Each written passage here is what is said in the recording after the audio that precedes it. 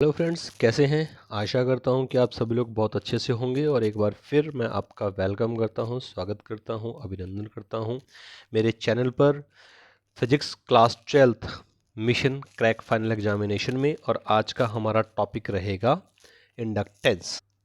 हम पढ़ेंगे कि इंडक्टेंस क्या होता है, व्हाट इज इंडक्टेंस। हालांकि हम इससे पहले कई बार पढ़ चुके हैं इसके बारे में। फैराडे लॉ हमने देखा, हमने फैराडे लॉ की वीडियो देखी, हमने लेंज लॉ की वीडियो देखी, तो उसमें हमने बहुत डिटेल में पढ़ा कि इंडक्टेंस क्या होता है। तो बेसिकली इंडक्टेंस की एक छोटी सी definition: inductance is a tendency of an electric conductor to oppose a change in the electric current flowing through it. ठीक है, जो करंट उस कंडक्टर में से फ्लो कर रहा है, जो इलेक्ट्रिक करंट उस कंडक्टर में से फ्लो कर रहा है फ्लोइंग थ्रू इट, उसको अपोज करने की जो टेंडेंसी है उसे इंडक्टेंस कहा जाता है। फॉर एग्जांपल, जैसे हमने पहले बात की थी, डायग्राम हमने पहले भी देखा हुआ है। अगर हम एन पोल के मैग्नेट को किसी कॉइल करंट कैरिंग में से पास आउट करते हैं तो यहाँ से मैग्नेटिक फील्ड लाइन क्रॉस करती हैं। अगर मैग्नेटिक फील्ड लाइन क्रॉस करती हैं तो इसके ऊपर जो ये कॉइल लगी हुई है, इस कॉइल के अंदर करंट इंड्यूस्ड हो जाता है। और जब ये करंट इंड्यूस होता है तो इस जगह पर दो मैग्नेटिक फील्ड अराइज होती हैं। वो दो मैग्नेटिक फील्ड कौन कौन सी होती हैं? एक जो हम मैग्नेट की वजह से लगा रहे हैं, दूसरी जो इस कॉइल के अंदर करंट फ्लो हुआ है उसकी वजह से, फ्लोइंग करंट की वजह से जो मैग्नेटिक फील्ड इंड्यूस्ड होगा। और जो मैग्नेटिक फील्ड इंड्यूस्ड होगा वो इस मैग्नेट, जो कि बार मैग्नेट की वजह से अंदर आ रहा है, उसको रोकने की कोशिश करेगा। इसी बात को इंडक्टेंस के अंदर एक्सप्लेन किया गया है कि जो इलेक्ट्रिक करंट फ्लो कर रहा है किसी इलेक्ट्रिकल कंडक्टर में से, उसे अपोज करने की टेंडेंसी को इंडक्टेंस कहा जाता है। आई थिंक आपको ये बात समझ में आई होगी। और सेम जब हम इसको वापस लेते हैं तो इसकी डायरेक्शन रिवर्स हो जाती है। ठीक है, आगे देखते हैं। बेसिकली इंडक्टेंस को रिप्रेजेंट करने के लिए हम एक सिंबल का इस्तेमाल करते हैं। उस सिंबल को हम एल से लिखते हैं। और हेनरी, एसआई यूनिट की बात करें, एसआई यूनिट लगभग सभी की होती है, तो इंडक्टेंस की यूनिट, एसआई यूनिट क्या है? हेनरी। और अगर हमें 1 हेनरी को डिफाइन करना हो तो हम कैसे डिफाइन करेंगे? The amount of inductance required, amount of inductance required किसके लिए? प्रोड्यूस करने के लिए। क्या प्रोड्यूस करने के लिए? एन ईएमएफ, 1 वोल्ट का ईएमएफ प्रोड्यूस करने के लिए, किसमें? कंडक्टर में। When the current changes in the conductor at the rate of 1 ampere per second. दोबारा देखते हैं, एक बार समझते हैं पहले क्या चीज है ये। एक वायर है, मैं एक सॉलिड फॉर्म में लेता हूं, इसके अंदर से 1 एम्पियर का करंट फ्लो कर रहा है। और 1 एम्पियर के करंट फ्लो करने की वजह से, 1 एम्पियर का करंट फ्लो करने की वजह से इस इंडक्टेंस कोयल के अंदर, जो ये कोयल आप देख रहे हैं, इसमें 1 वोल्ट का ईएमएफ इंड्यूस्ड हो रहा है। 1 वोल्ट का ईएमएफ इंड्यूस्ड हो रहा है।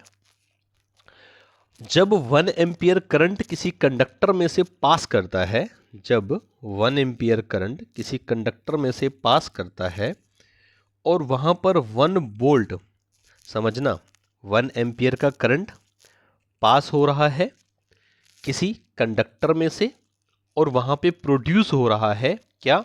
1 वोल्ट का ईएमएफ। वहां पे 1 वोल्ट का ईएमएफ प्रोड्यूस हो रहा है, तो हम कहेंगे कि वहां पर जो इंडक्टेंस है वो है 1 हेनरी। ठीक है, that is the definition of 1 Henry. कई बार एग्जाम में पूछ ली जाती है 1 हेनरी। कई बार इंडक्टेंस की एसआई यूनिट पूछ ली जाती है, हेनरी। इंडक्टेंस की डेफिनेशन पूछ ली जाती है।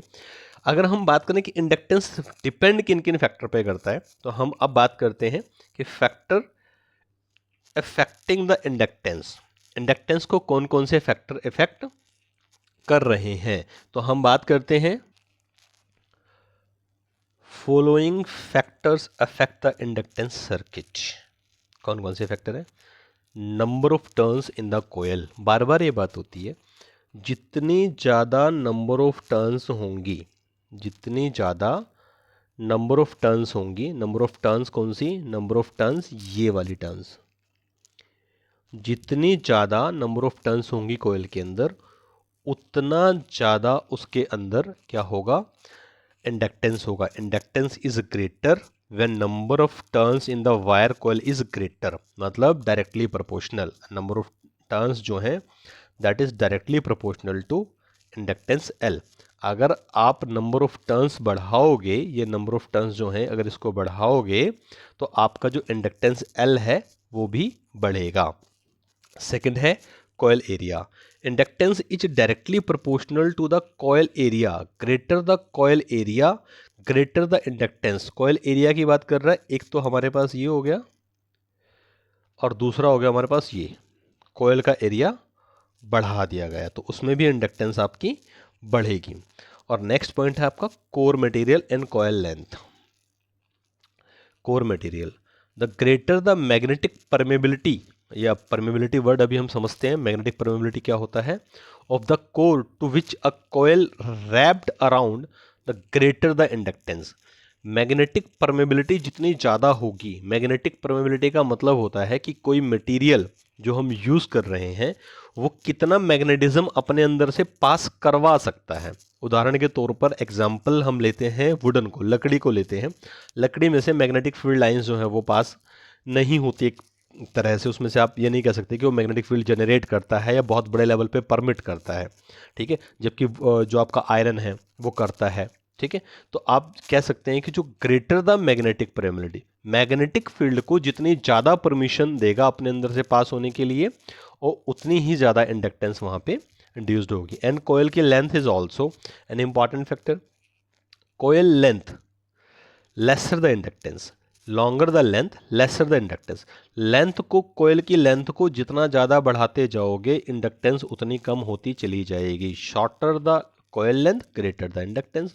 अगर मैं इसकी बात करूं तो यहाँ इंडक्टेंस जो है वो कम होगी, और अगर मैं छोटी सी कोयल की बात करूं, ये दोनों में ये छोटी है ये बड़ी है, तो फिर इसमें इंडक्टेंस ज़्यादा होगी। तो कोयल की लेंथ पर भी डिपेंड करता है। आगे चलते हैं और देखते हैं जो आपका इंडक्टेंस है इसके टाइप कौन कौन से हैं। बड़े कॉमन और बहुत इंपॉर्टेंट टाइप हैं, बड़ी जनरल लाइफ में यूज़ होने वाली चीज़ें हैं इसकी, बहुत ज़्यादा इंपॉर्टेंट है ये।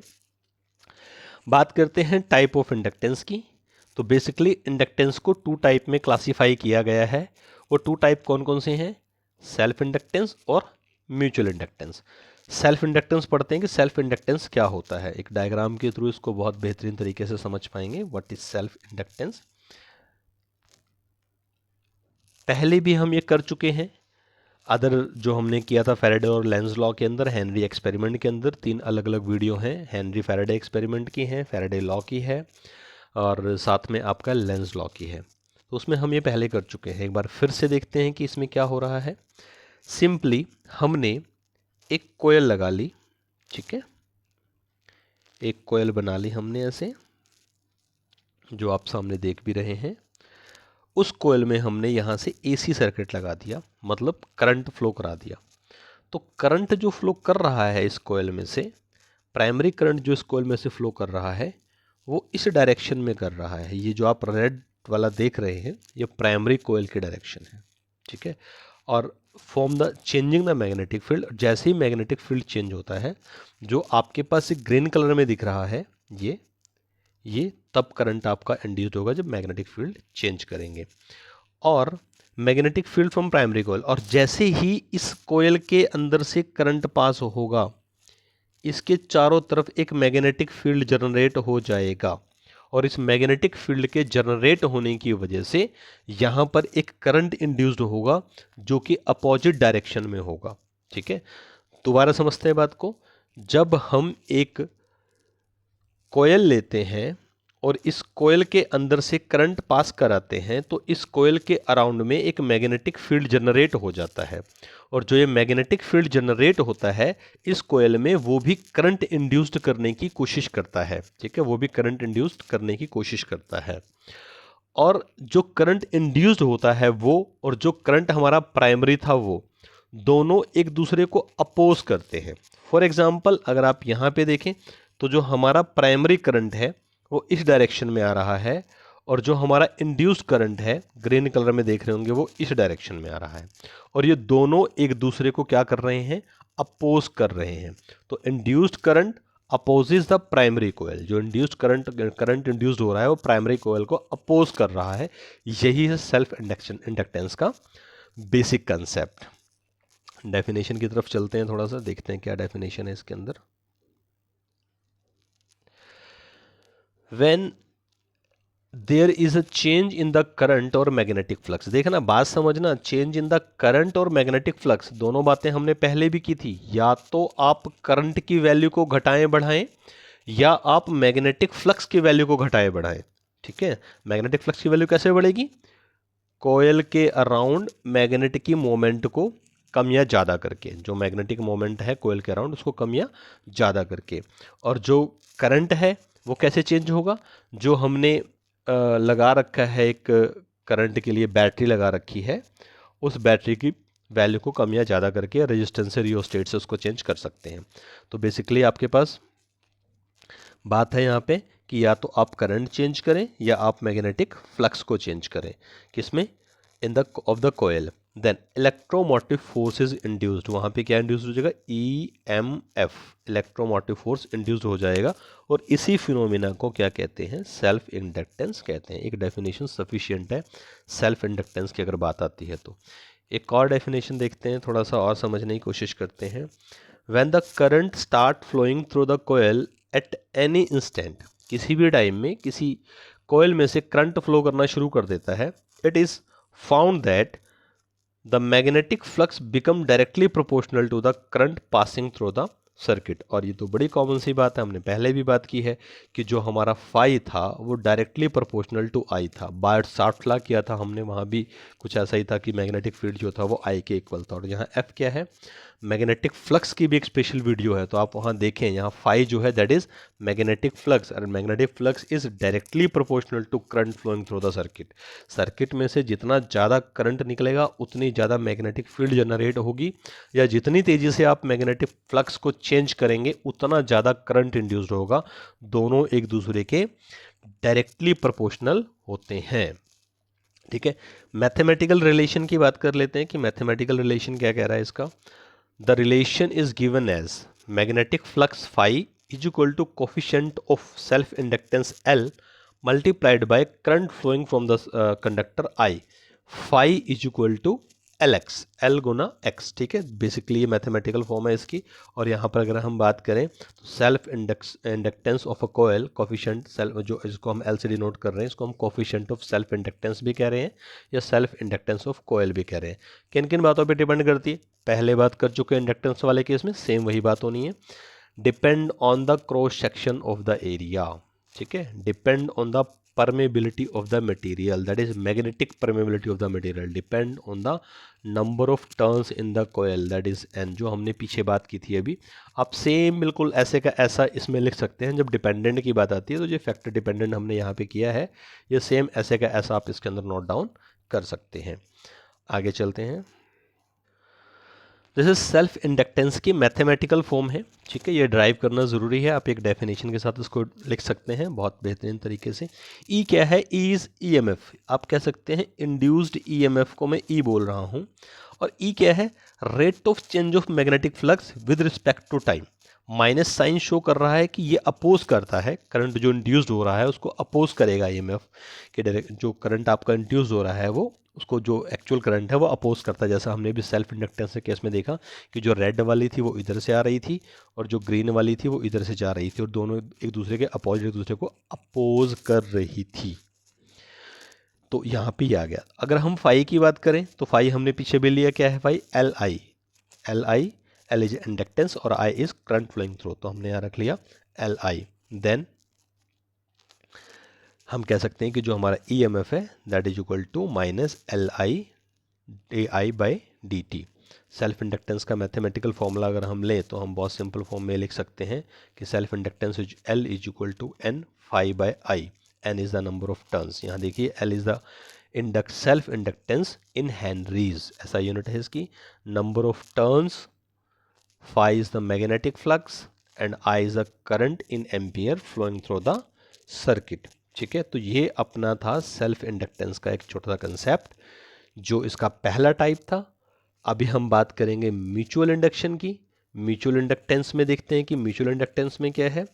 इस डायग्राम को भी हम पहले देख चुके हैं, अगर आपने पुरानी वीडियोस देखी है फैराडे लॉ की, हेनरी लॉ की, हेनरी एक्सपेरिमेंट की, मैग्नेटिक फ्लक्स की, लेंज लॉ की, तो आप इस तरह का डायग्राम वहाँ पहले देख चुके होंगे। म्यूचुअल इंडक्टेंस का मतलब होता है, म्यूचुअल का मतलब होता है टू और मोर देन टू, म्यूचुअल आपस में, ठीक है। म्यूचुअल का मतलब होता है आपस में, और आपस में बात कर रहे हैं तो नेचुरली यहाँ पे दो कॉइल लेनी पड़ेगी, एक हमारी कॉइल यहाँ पर है, दूसरी कॉइल यहाँ पर है। पहली को हमने प्राइमरी कॉइल कहा है, दूसरी को हमने सेकेंडरी कॉइल कहा है। तो हम कर क्या रहे हैं, हमने प्राइमरी कॉइल के अंदर से, ये मेरी प्राइमरी कॉइल है पूरी, करंट पास करवाया हमने प्राइमरी कॉइल के अंदर से करंट, क्योंकि प्लस इधर है तो करंट इधर से पास होगा। रियोस्टेट हमने वैल्यू को चेंज करने के लिए लगाया, जैसे मैंने आपको बताया था कि इसको मूव करके हम करंट की वैल्यू को घटा या बढ़ा सकते हैं।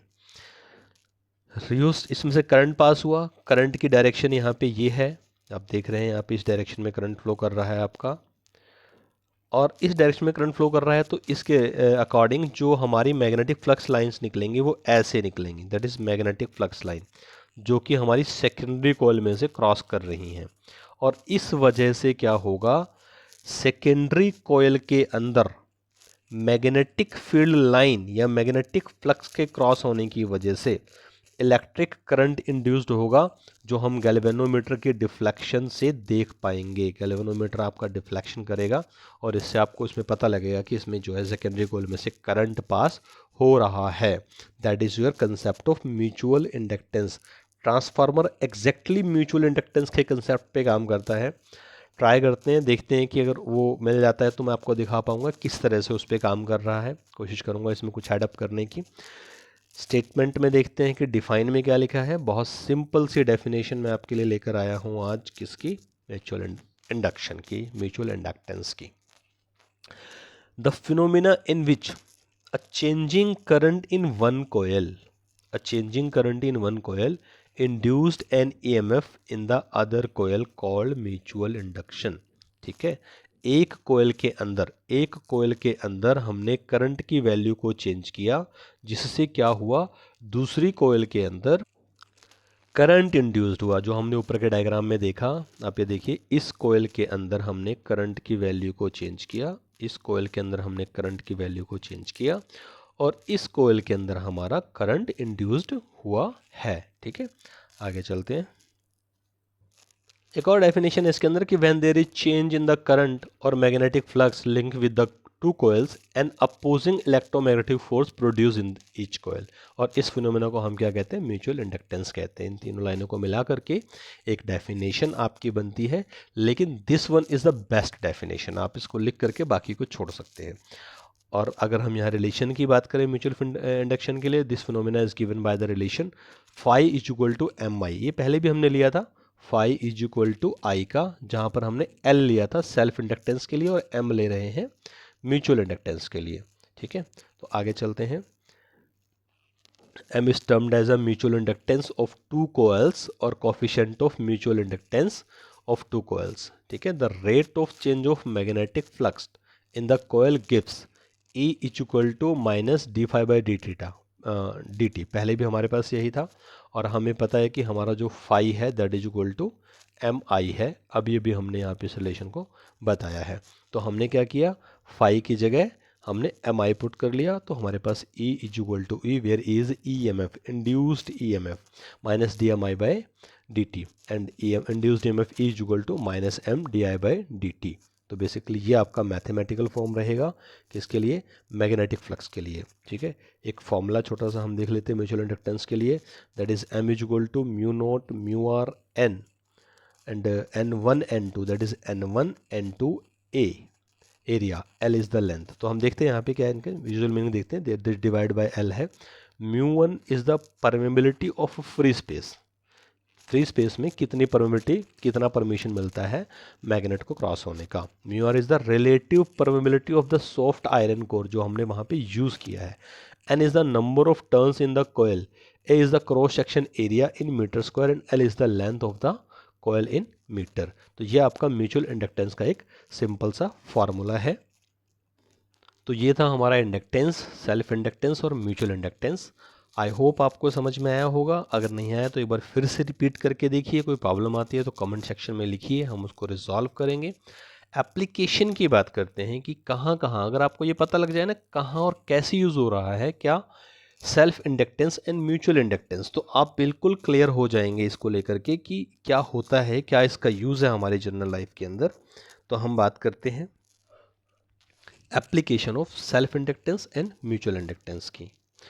ट्रांसफार्मर में यूज़ होता है इसका। जब हम ट्रांसफार्मर वाला टॉपिक करेंगे तो आप बहुत अच्छे से समझ पाएंगे कि म्यूचुअल इंडक्टेंस जो है ना वो बेसिकली ट्रांसफार्मर का बेसिक रूट है। ठीक है, both self and mutual inductance are use in the transformer which convert alternating current into one circuit to another circuit. ठीक है, तो बेसिकली आप कह सकते हैं कि इसका ट्रांसफार्मर में यूज़ होता है। कौन सा ट्रांसफार्मर? वही ट्रांसफार्मर जो जनरली आप देखते हैं घरों में रखा होता है, बैटरी उसमें आपके चार्जर्स में लगा होता है, या आप सड़कों पे रखा हुआ देखते हैं, बड़ा सा ट्रांसफार्मर रखा होता है। कई बार जो गर्मियों में फूक जाता है तो लाइट नहीं आती, आपने नोट किया होगा ये। दूसरा, सेंसर सर्किट के अंदर self inductance is main principal use in the sensor circuit which detect and report the change in the environment. Sensor circuit आपने देखा होगा कई जगह लगा होता है, कई मॉल्स में होता है, जो ऑटोमेटिकली आपका डोर ओपन कर देता है। जैसे आप वहाँ जाते हैं अपने आप गेट ओपन हो जाता है, अपने आप बंद हो जाता है। That is used in sensor circuit और based on the self inductance. Pacemaker सुना ही होगा, जो हार्ट की डिसीज़ को ठीक करने के लिए एक पेस मेकर इंस्ट्रूमेंट लगाया जाता है, वहाँ भी म्यूचुअल इंडक्टेंस काम करता है। पेस मेकर वहाँ पे होता है और which is use to minor electric and magnetic current to keep the heart beating. Heart beat को कांस्टेंट रखने के लिए वहाँ पे माइनर सा इलेक्ट्रिक और मैग्नेटिक करंट यूज़ किया जाता है। मेटल डिटेक्टर के अंदर इसका यूज़ होता है। Mutual inductance is use in the metal detectors of security measures. आपने देखा होगा एयरपोर्ट्स पर वो जो सिक्योरिटी गार्ड होता है वो इंस्ट्रूमेंट के साथ चेक करता है, अगर आपके पास कोई मेटल होता है तो उसमें से एक बीप की आवाज़ आती है, तो उसी को ये बोल रहा है मेटल डिटेक्टर काम करता है उसके अंदर। ठीक है, एंड वायरलेस फ़ोन चार्जिंग के अंदर अभी इंडिया में इंट्रोड्यूस नहीं हुआ, लेकिन this is a basic concept. आप समझिए इसको, ऐसे समझ लीजिए कि मेरे पास एक ये वायर है, मैं इसके अंदर से करंट पास करवा रहा हूँ और ये करंट इसके अंदर से पास होकर मैग्नेटिक फील्ड निकाल रहा है। तो इसी के सराउंडिंग में हमने दूसरी कॉइल लगा दी है, उस कॉइल के अंदर से जब ये फील्ड पास होएगा तो यहाँ पे करंट इंड्यूस होएगा और यहीं पर हम अपनी बैटरी चार्ज कर सकते हैं। मींस कि जो हमारा फ़ोन है उसको कनेक्ट करने की ज़रूरत नहीं है, वो सिर्फ म्यूचुअल इंडक्शन के बेस पर ही चार्ज हो जाएगा, उसके फ़ोन के अंदर ही हमारा दूसरा कॉइल का सर्किट फिट हो जाएगा। तो आने वाले टाइम में आप बहुत बल्क लेवल पर देख पाओगे इंडिया में इस चीज़ को कि जो फ़ोन का चार्जर है वो वायरलेस हो चुका है और उसका बेसिक जो बेस करेगा वो म्यूचुअल इंडक्टेंस पर ही काम करेगा।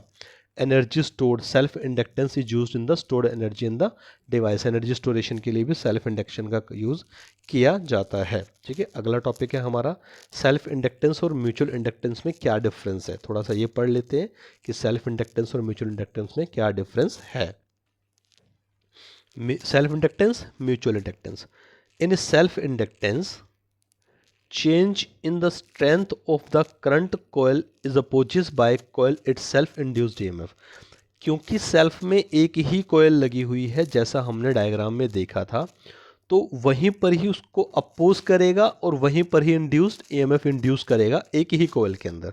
जबकि म्यूचुअल इंडक्टेंस में क्या है, दो कॉयल लगी हुई हैं। ठीक है, one coil opposes the change in the strength of the current flowing in the other coil. जो पहली कॉयल है वो अपोज करेगी दूसरी जो कॉयल है उसके अंदर करंट इंड्यूस्ड को ना हो, उसको अपोज करने की कोशिश करेगी। ठीक है, induced current opposes the growth of current in the coil when the main current of the coil increases। जैसे हम इस मेन करंट को अगर हम डायग्राम में देखें, एक बार ऊपर जो डायग्राम था हमारे पास सेल्फ इंडक्टेंस का उसमें देखते हैं, जैसे ही हम इस मेन करंट को इंक्रीज करेंगे, जो हमारे पास मेन करंट इंक्रीज, इसको इंक्रीज करेंगे, यहाँ से जो करंट है वो इंक्रीज करेगा और जो ये वाला करंट है ये भी बढ़ेगा और इसको उसी कंडीशन से अपोज करेगा। इंक्रीज ऑफ द करंट जो है वो भी उसमें अपोज करेगा।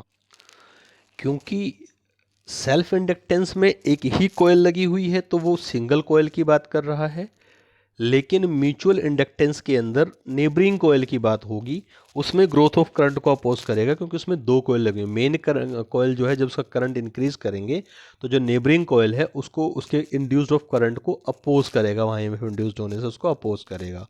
Induced current opposes the decay of current in the coil when the main current in the coil decreases. जब main current of the coil को डिक्रीज करेंगे तो भी ये अपोज करेगा कि इसको डीके ऑफ करंट को रिड्यूस भी नहीं होने देगा और डायरेक्शन को रिवर्ट कर लेगा। इसमें क्या होगा, क्योंकि इसमें दो कॉइल लगी हुई है तो नेबरिंग कॉइल के अंदर डीके ऑफ करंट को जो है वो अपोज करेगा जब हम मेन कॉइल का करंट डिक्रीज करेंगे। तो ये बेसिक डिफरेंस है और सारे डिफरेंस में बात एक ही कही गई है। सिर्फ यहाँ पे क्या हुआ है, सेम कोयल है यहाँ पे, क्योंकि एक ही कोयल लगी हुई है तो एक ही कोयल की बात कर रहा है। यहाँ पे दो कोयल लगी हुई है तो वो दो कोयल की बात कर रहा है कि वो नेबरिंग कोयल के अंदर उसको चेंज करेगा। कुछ इंपॉर्टेंट क्वेश्चंस ले लेते हैं इसके, कुछ एग्जामिनेशन में कई बार आ जाते हैं और आई थिंक इतना पढ़ने के बाद आपको पता भी लग गया होगा, अब तक पहले हम कर भी चुके हैं। व्हाट इज इंडक्टेंस, पहला question. Inductance is the tendency of electrical conductor to oppose change in the electric current flowing through the it denoted by L. ठीक है, सिंपल डेफिनेशन। डिफाइन 1 हेनरी, अभी डिफाइन कर चुके हैं कि 1 वोल्ट ईएमएफ को produce करने के लिए 1 एम्पियर करंट जब किसी कंडक्टर में से फ्लो करता है, पास कर जाता है, तो हम क्या कहेंगे कि 1 हेनरी अमाउंट जो इंडक्टेंस जो है वहाँ पे रिक्वायर्ड होगा। ठीक है, तो ये इसकी डेफिनेशन थी, हमने पढ़ा था। What factor that's affect the inductance, कौन कौन से फैक्टर इंडक्टेंस को अफेक्ट करते हैं। फॉलोइंग फैक्टर हैं, number of wires in the turn of the coil, coil का एरिया, कोयल का मटेरियल, कोयल की लेंथ, ये तीनों चारों बातें हम लोग पहले कर चुके हैं। चौथा क्वेश्चन है, how is the mutual inductance of a pair affected when the separation between the two coil increases. अगर हम सेपरेशन यानी कि दो कॉइल के बीच का जो ये डिस्टेंस है, इस डिस्टेंस को बढ़ाएं तो क्या होगा, when the separation between two coils increases magnetic flux linked with the secondary coil decreases. क्योंकि जब इसको दूर लेके जाओगे तो जो इसके अंदर से मैग्नेटिक फील्ड लाइंस निकल रही हैं वो इस तक अप्रोच नहीं कर पाएंगी, और अगर वो डिक्रीज करेगी तो mutual inductance of the pair coil decreases, और उसके अंदर जो कॉइल के अंदर म्यूचुअल इंडक्टेंस होगा एम, वो भी डिक्रीज करेगा। ठीक है, नेक्स्ट क्वेश्चन लेते हैं। What is the application of mutual inductance या सेल्फ इंडक्टेंस भी कह लो। ट्रांसफार्मर में यूज़ हो रहा है, हमने बात की थी, जनरेटर में यूज़ हो रहा है, इलेक्ट्रिकल मोटर्स में यूज़ होता है, सभी जगह ही म्यूचुअल इंडक्शन का कंसेप्ट ही यूज़ होता है। और मैंने काफ़ी अच्छे से बताया है अपनी पुरानी वीडियोज़ के अंदर, जिसके अंदर मैंने बात की थी लेंज लॉ की या मैंने बात की थी फैराडे हेनरी लॉ की।